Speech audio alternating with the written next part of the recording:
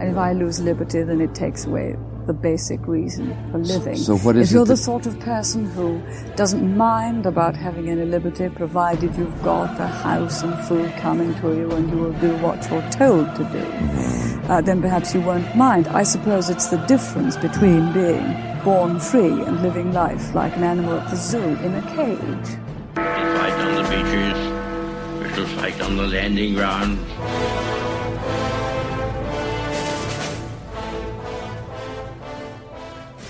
Thank you for joining us. You are listening to A Radio, and this is The Morning Moment. We're on weekdays, 11:45 Eastern. Follow us on Spreaker.com and click on the like button. Okay, so we've had a little change in our recording situation, so I apologise for any alterations. We're working on that. This piece is from the Gatestone Institute. The bullet points at the top of the article should be enough to cause anyone concern. As is the case in many countries in the West, my own country of Canada to be precise, this is also going on. Maybe the question should be, why? Why would a country that has its roots in Christianity actually be discriminating against Christians? That's not a rhetorical question. I really want to know the answer. There can only be one logical answer, can't there? Now, as I live in Canada, where at present, courtesy of the Liberal Communist Government of Canada, we have no free speech, I can't comment any further, as Canadians are scared to say anything, and that includes politicians, it seems. I can only leave you to draw your own conclusions. The title alone should give you a clue. UK. Radical Muslims welcome. Persecuted Christians need not apply. Here's just the headlines. In rejecting the claim for asylum of a man who converted from Islam to Christianity and presumably compelling his return to Iran, the British government is effectively sentencing him to death. Out of 4,850 Syrian refugees accepted for settlement by the Home Office in the UK in 2017, only 11 out of 4,850 were Christian, representing 0.2% of all Syrian refugees accepted by the UK, according to the Barnabas Fund. At the same time, the Home Office allowed a Pakistani cleric, Syed Musavar Shahad Qadri, considered so extreme that he is banned even from his native Pakistan, to come and lecture in UK mosques.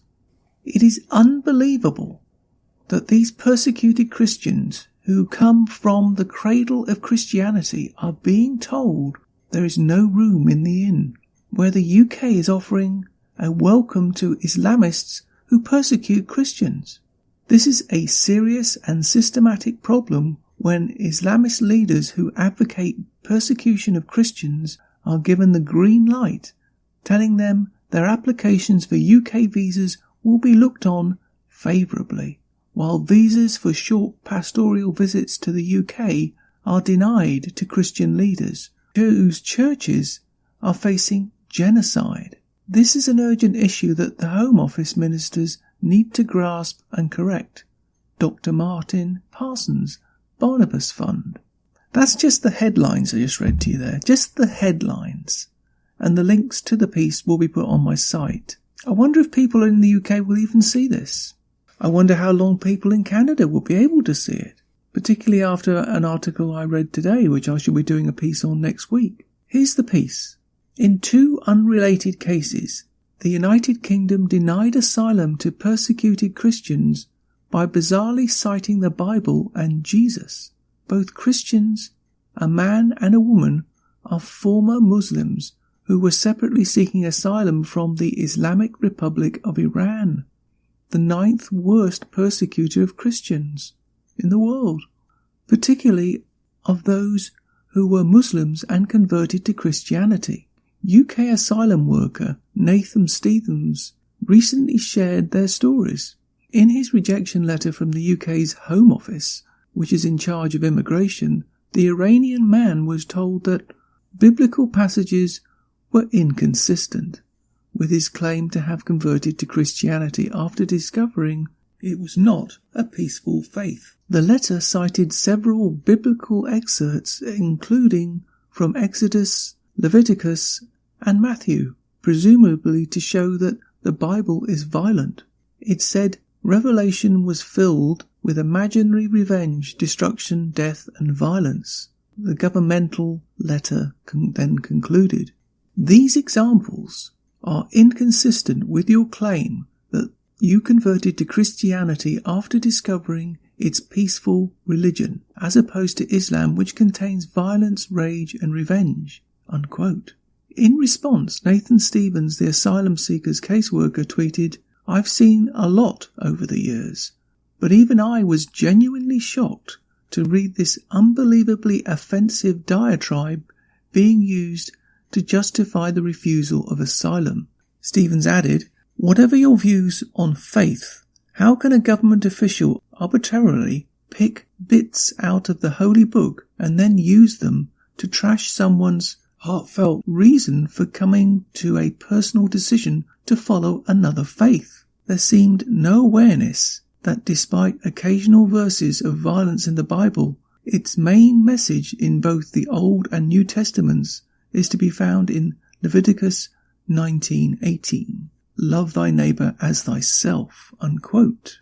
In rejecting the claim for asylum of this man, who converted from Islam to Christianity and presumably compelling his return to Iran, the British government is effectively sentencing him to death. In the second case, an Iranian female asylum seeker was informed in her rejection letter, quote, "You affirmed in your air asylum interview record that Jesus is your saviour, but then claimed he would not be able to save you from the Iranian regime. It is therefore considered that you have no conviction in your faith and your belief in Jesus is half-hearted."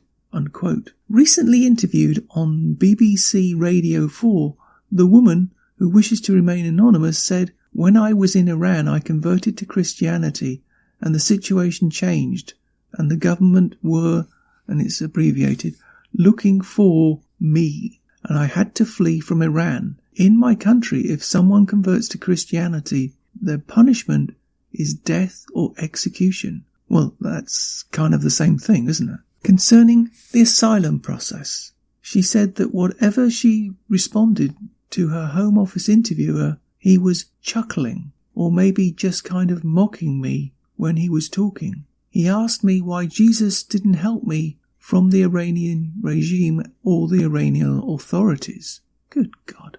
These two recently exposed cases appear to be symptomatic not only of a breathtaking lack of logic that flies in the face of history.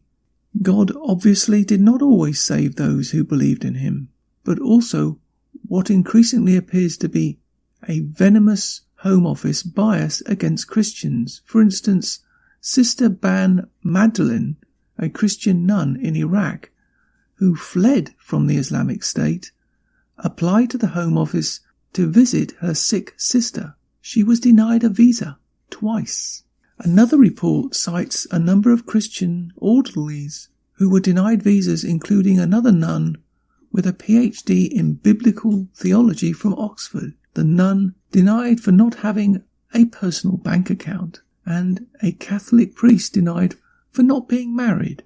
Just think about that one for a minute. A Catholic priest denied for not being married. In another case, the Home Office not only denied entry to 3 heroic Christian leaders, archbishops, celebrated for their efforts to aid persecuted Christians in Syria and Iraq, who had been invited to attend the consecration of the UK's first Syriac cathedral, an event attended by Prince Charles, but also mockingly told them there was no room at the inn. Even long-time Christian residents are being deported.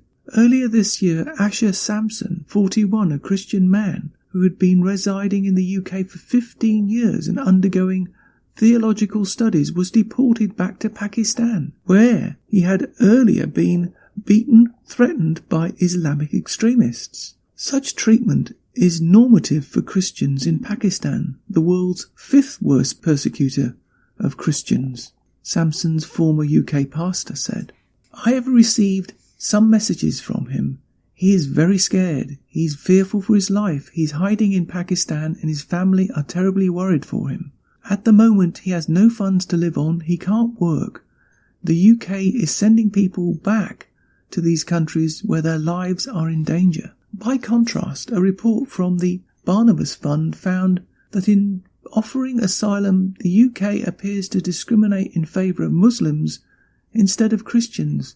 Statistics confirm this allegation. Figures obtained by the Barnabas Fund under the Freedom of Information request show that 4,850 Syrian refugees accepted for settlement by Home Office in 2017, only 11 were Christian, representing 0.2% of the Syrian refugees accepted in the UK, as I've said earlier. Statistics from earlier years have shown the same disparity, although Christians accounted for approximately 10% of Syrians' pre-war population. The overwhelming majority of Syrians granted asylum by the Home Office were Sunni Muslims. Such an imbalance appears even more bizarre when one realizes that the Islamic State, ISIS, itself is a Sunni organization that targets non-Sunnis, primarily Yazidis, Christians, and Shiite Muslims, all minority groups that the US government acknowledges have been targets of genocide.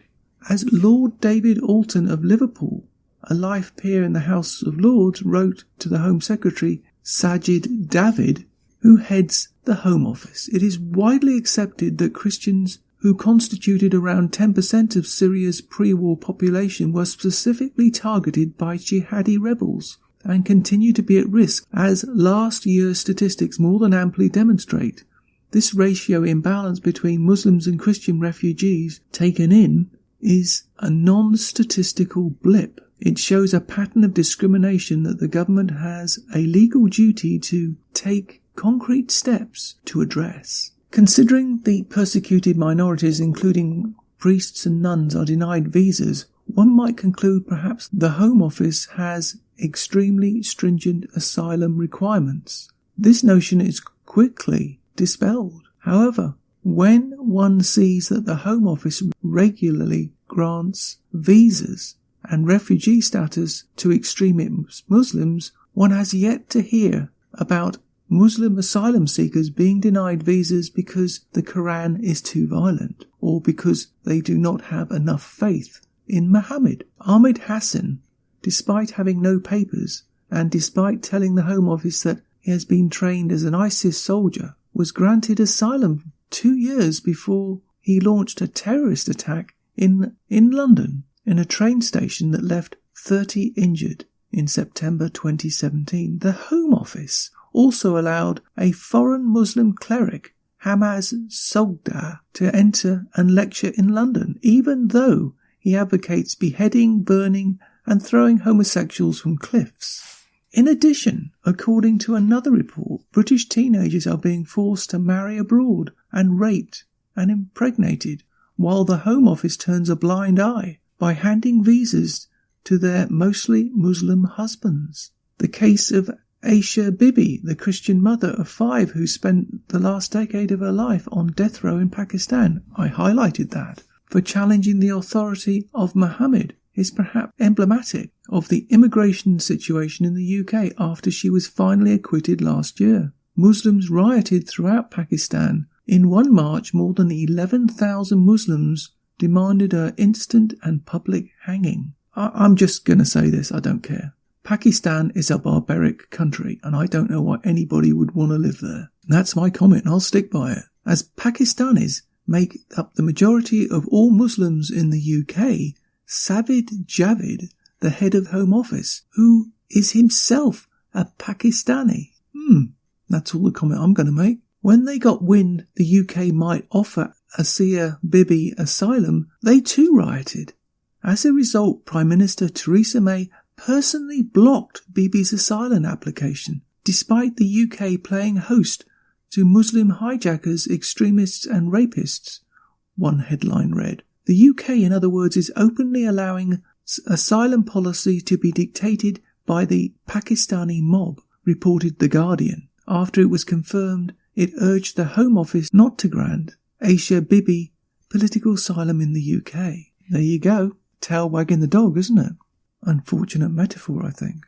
At the time, the Home Office allowed Pakistani cleric Syed Masafar Shahid Qudri, whatever his name is, considered to be so extreme that he was banned even from his native Pakistan to come and lecture in UK mosques. This guy celebrated the slaughter of a politician because he had defended Aisha Bibi. In short, the local Muslim opinion apparently plays a major role in the UK's immigration policy. Radical Muslims are welcomed with open arms.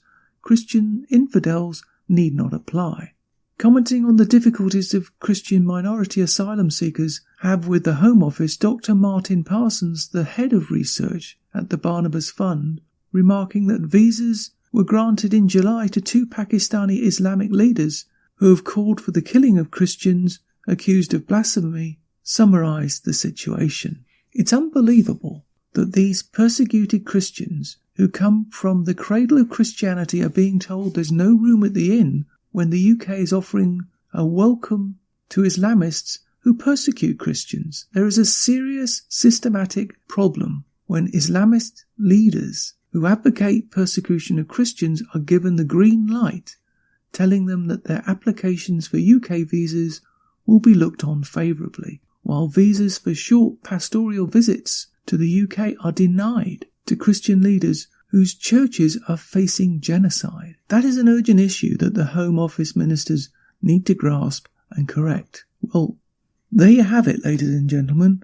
I've told you about the UK. You're now hearing about it firsthand. They will deny it. This is political correctness gone amok. Politicians in the UK, just as in Canada, are scared. They're absolutely scared of the minorities in their countries. They pass laws that prohibit the majority of people in their countries, their citizens, from openly speaking about issues which they should be entitled to speak on openly without fear of prosecution or persecution.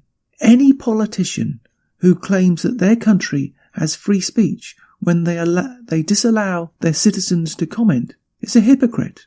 Any party also is hypocritical. We cannot take seriously any politician who doesn't grapple with this situation, whatever country it's in.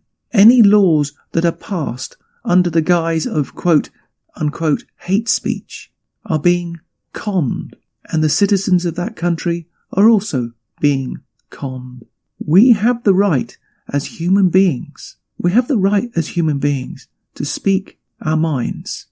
That's a fundamental human right, to speak openly and truthfully. If people don't like that, there's another freedom that we offer. That's the freedom to leave. If you don't like the way that we operate in the countries that you're in, you are more than welcome to leave. There will be a piece going up shortly.